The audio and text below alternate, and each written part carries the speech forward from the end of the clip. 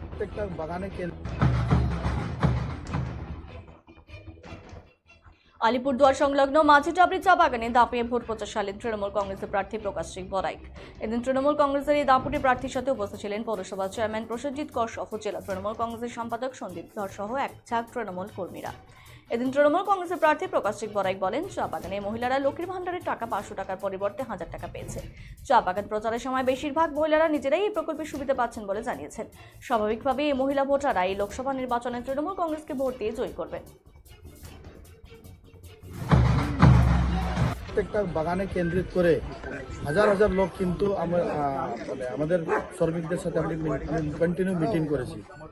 আমি আমাদের মা বোন দিদি যারা এই বেনিফিটটা পেয়েছে ওদেরকে যে সময় বললাম কি বলেন তো মায়েরা কতজন লোক এই বেনিফিটটা পান, 100% হাত কিন্তু উপরে করতেছিল ওরা। কেন? ওরা কিন্তু খুশি। আমি বললাম কে দিয়েছে টাকা? দিদি দিয়েছে। 500 যারা পায় তো ওরা 1000 টাকা, এবং 1000 যারা পায় তো ওরা কিন্তু 1200 টাকা। এই মাসের 2 থেকে 3 তারিখে অ্যাকাউন্টে কিন্তু টাকা ক্রেডিট হয়ে গেছে। এবং বাংলার পপুলেশন যদি 11 কোটি থাকে তাহলে অ্যাপ্রক্সিমেটলি 3 কোটি আমার মা দিদি বোনরা এই বেনিফিট কিন্তু পেয়েছে।